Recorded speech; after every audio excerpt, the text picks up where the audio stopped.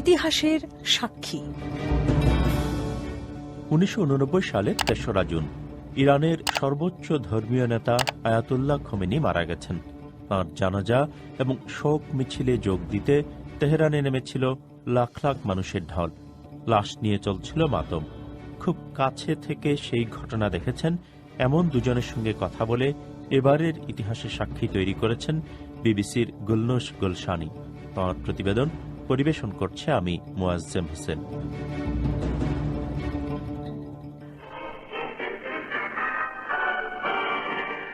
It was 7 o'clock in the morning and we were on the breakfast table.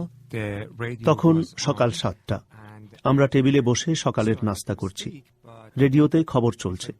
সংবাদ পাঠক খবর পড়ছেন, কিন্তু একেবারেই ভিন্ন মেজাজে। তিনি বলছিলেন, আমাদের প্রাণপ্রিয় এবং মহান নেতা আয়াতুল্লাহ খোমেনি আমাদের ছেড়ে বেহেশতে চলে গেছেন। মেহেদি খালাজি তখন 15 বছর বয়সী এক মাদ্রাসা ছাত্র। তিনি তখন থাকেন ইরানের কোম শহরে তাঁর বাবা মার সঙ্গে। And my mother started to cry in a very, very bitter way. And we children started to cry. My mother started to cry. And তখন আমার মা কাঁদতে শুরু করলেন। তিনি খুবই কান্নাকাটি করছিলেন। আমরা ছেলেমেয়েরাও তার সঙ্গে কাঁদতে শুরু করলাম। খবর ছড়িয়ে পড়ার পর সব লোকজন স্বতঃস্ফূর্তভাবে তাদের বাড়িঘর থেকে বাইরে বেরিয়ে এলো। আমরা সেদিন কোম শহরের রাস্তায় যাকেই দেখেছিলাম তিনি কাঁদছিলেন। 1979 সালে ইসলামী বিপ্লবের মাধ্যমে ইরানের শাহ ক্ষমতাচ্যুত হন। সেই বিপ্লবে নেতৃত্ব দেন আয়াতুল্লাহ খোমেনি। সেই বিপ্লবের পর থেকে ইরানের সর্বময় ক্ষমতা ছিল খোমেনির হাতে। তাঁর ভক্তদের চোখে খোমেনি ছিলেন অনেকটা ঐশ্বরিক ক্ষমতার অধিকারী, কেবল একজন রাজনীতিকই নন। In all walls in our house, there was a picture of Khomeini. And when Khomeini was speaking on TV or radio, everyone was... আমাদের বাড়ির সব দেয়ালে খোমেনির ছবি ঝুলত। যখন টেলিভিশনে বা রেডিওতে খোমেনি কথা বলতেন, সবাই চুপ করে তাঁর কথা শুনতেন। কাজেই বলতে পারেন, খোমেনির উপস্থিতি ছিল সবখানেই। আমার বাবার কাছে তিনি নিজের বাবার চাইতেও অনেক বড় কিছু ছিলেন। খোমেনির জন্য তার মধ্যে যতটা আবেগ দেখেছি, নিজের বাবার জন্যও তার মধ্যে অতটা আবেগ দেখিনি। মেহেদি খালাজির বাবা ছিলেন ইরানের কোম শহরের এক গুরুত্বপূর্ণ ধর্মীয় নেতা। মেহেদি খালাজি যখন শিশু, তখন তার বাবার সঙ্গে গিয়ে সামনাসামনি আয়াতুল্লাহ খোমেনিকে দেখার সুযোগ পেয়েছিলেন। He looked very charismatic. He had two totally different attitude. When he was with adult, তিনি ছিলেন খুবই সম্মোহনী ব্যক্তিত্বের অধিকারী। তাঁর ব্যক্তিত্বের মধ্যে একেবারেই ভিন্ন দুটি বিষয় দেখেছি। যখন তিনি বড়দের সঙ্গে, তখন তিনি খুবই গুরুগম্ভীর। তাকে হাসতে দেখা যেত খুবই কম, কিন্তু শিশুদের সঙ্গে তাকে দেখা যেত একেবারে ভিন্ন মেজাজে। তিনি প্রচুর হাসতেন, শিশুদের সঙ্গে খেলতেন। শিশুদের সঙ্গে মেশার সময় তার মধ্যে প্রচুর আবেগ দেখা যেত। শিশুদের সঙ্গে হয়তো তিনি আবেগপ্রবণ ছিলেন, কিন্তু রাজনৈতিক প্রতিপক্ষকে মোকাবেলার ক্ষেত্রে আয়াতুল্লাহ খোমেনি ছিলেন খুবই নিষ্ঠুর। বিপ্লবের পরপরই তিনি কঠোর হাতে তাঁর সমালোচকদের দমন করা শুরু করলেন। বহু মানুষকে ফাঁসিতে ঝোলালেন, অনেককে পাঠালেন নির্বাসনে। ইরাকের সঙ্গে তিনি 8 বছর ধরে যুদ্ধ চালিয়ে গেলেন। সেই যুদ্ধে মারা গেল হাজার হাজার ইরানি। ইরানের অর্থনীতি তখন ধ্বংসের শেষ সীমায়। শান্তি চুক্তির অবস্থা খুবই নাজুক।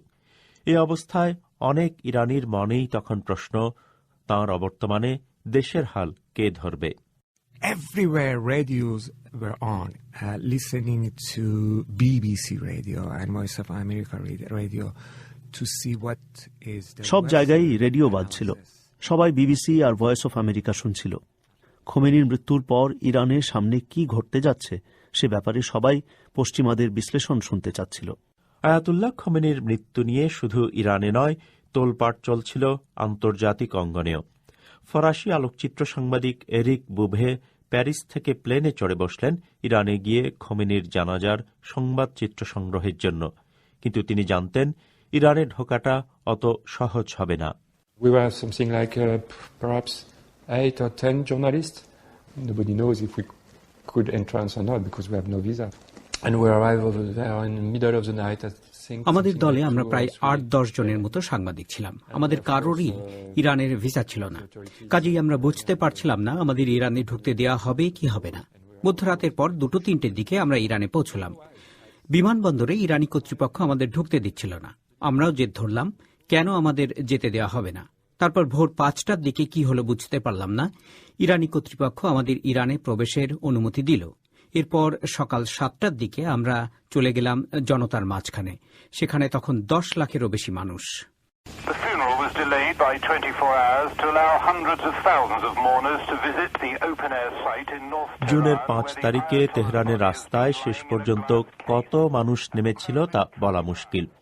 কারো হিসেবে ২০ লাখ, কারো কারো হিসেবে তার চেয়েও বেশি ৩০ লাখ। কালো কাপড়ে আবৃত মানুষেরা তাদের বুক চাপড়ে প্রিয় নেতার জন্য শোক প্রকাশ করছিলেন। আয়াতুল্লাহ খোমেনির দেহ চাদরে আবৃত করে একটি কাঁচের বাক্সে রাখা হয়েছিল।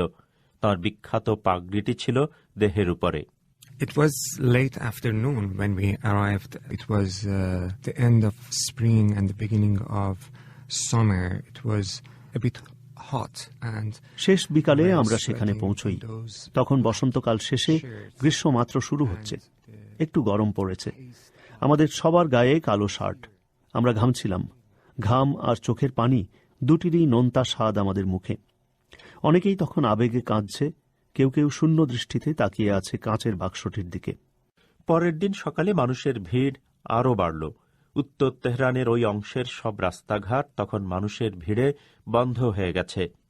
আয়াতুল্লাহ খোমেনির দেহ রাস্তা দিয়ে দক্ষিণ তেহরানের কবরস্থানে নিয়ে যাওয়ার পরিকল্পনা করা হচ্ছিল। কিন্তু যেই মাত্র মৃতদেহটি যে কাঁচের বাক্সে রাখা হয়েছিল সেটি খোলা হল, সেই মুহূর্ত থেকেই শুরু হল বিশৃঙ্খলা। everyone was shouting out of pain, crying, and they could not accept this last সবাই তখন hours. চিৎকার করছে, They কাঁদছে। see সবাই Khomeini, খোমেনির they দেহ want to দেখতে hold চাইছিল, him. সবাই Often they লাশ wanted to স্পর্শ touch করতে him, চাইছিল। to নিরাপত্তা bless বাহিনী him. প্রাণপণে চেষ্টা করছিল জনতাকে ঠেকানোর, আর খোমেনির মৃতদেহ নিয়ে তারা সামনে এগুতে চাইছিল। এই বিশৃঙ্খলা আর হুড়োহুড়ির মধ্যে ৮ জন মারা যায়, আহত হয় কয়েকশো মানুষ। এরিক বুভে আটকে পড়েছিলেন এই জনতার ভিড়ে। হেলিকপ্টারে করে সাংবাদিকদের নিয়ে যাওয়া হচ্ছিল কবরস্থানে, যেখানে খোমেনিকে কবর দেয়া হবে। কিন্তু এরিক বুভে ভিড়ে আটকে পড়ায় সেই হেলিকপ্টারে আর উঠতে পারেননি।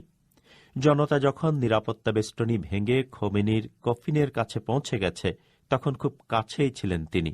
Everybody was pushing everywhere. It was like waves of people, and I saw that it was, I think, something like. সবাই সবাইকে ঠেলছিল। মনে হচ্ছিল একটার পর একটা জনতার ঢেউ এসে আছড়ে পড়ছে। কফিনটা আমার কাছ থেকে তখন বড়জোর ৫০ বা ৭০ মিটার দূরে।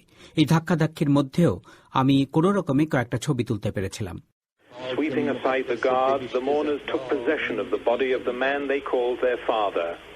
The shroud was torn to নিরাপত্তা shreds. বেষ্টনী তছনছ করে শোকার্ত উন্মাদ প্রায় জনতা আয়াতুল্লাহ খোমেনির দেহ কেড়ে নিল।